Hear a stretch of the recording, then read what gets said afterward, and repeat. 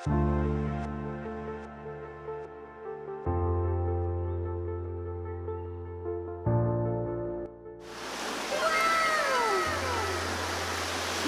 welcome sa Dica Salarin Cove.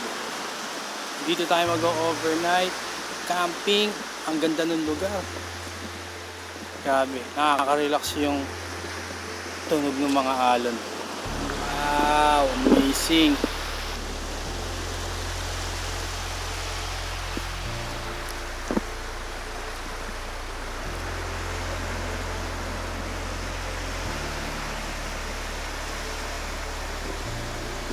Welcome sa Dica Salarin Cove. Papakita ko sa inyo kung ano ang makikita sa lugar na to. Ang ganda dito, parang hidden paradise. Amazing. Let's go. Yep, always. Ito na yung beachfront nila. May mga kubo. Mostly campers ang pumupunta dito. Dalang tent gamit nila overnight, pero din day tour. Punta tayo dito sa area na to. Yun ang entrance. May mga pinaparentahan silang tent. Ito yung pinaka bar nila. Puntahan natin.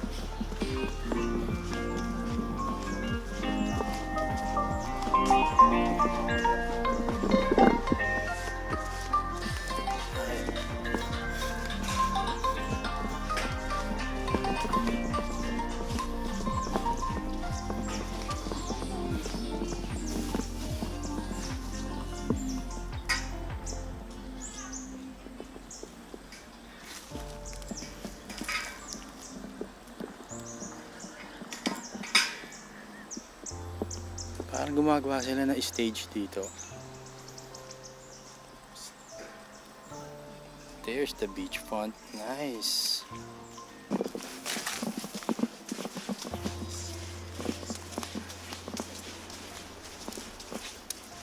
Yes.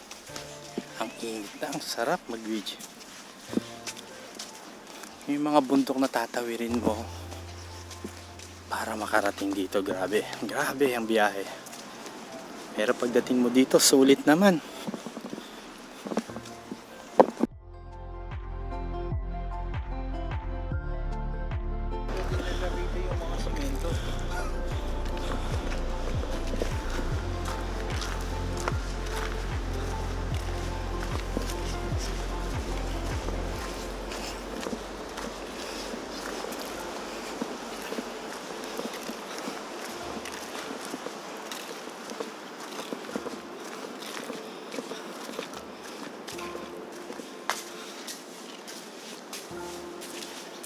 Oh my God, look at that.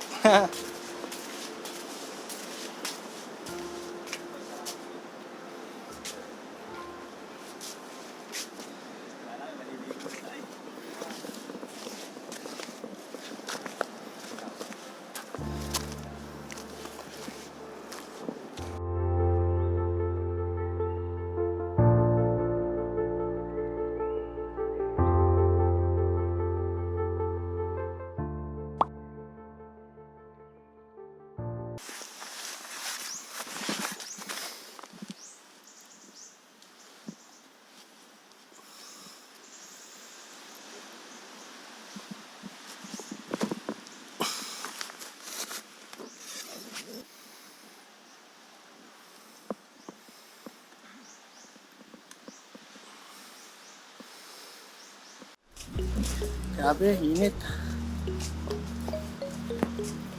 Ang ganda ng buhangin nila pero sarap. Dica Salarin Cove.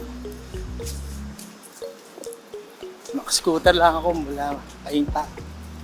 Tapos nag-meet up kami ng mga tropa ko sa Baliwag. Grabe.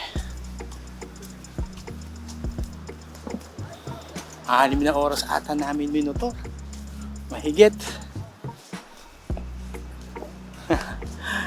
Ayos naman, sulit naman. Sarap. Sarap ng overnight. Chillax.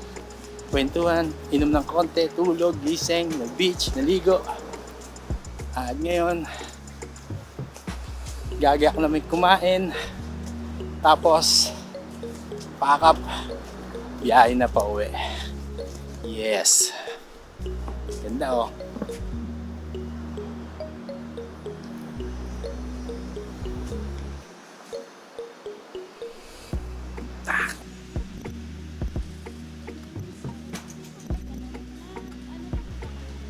Ibigyan niya ng tip yung mga nagka-camping. O ano yung mga dapat mong gawin.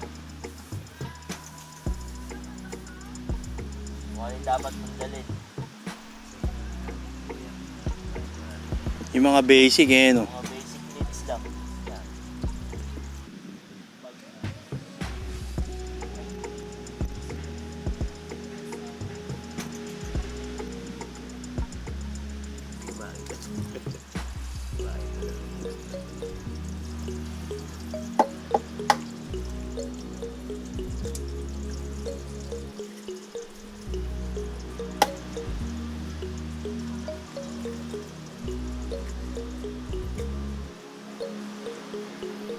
Ooh. Salt.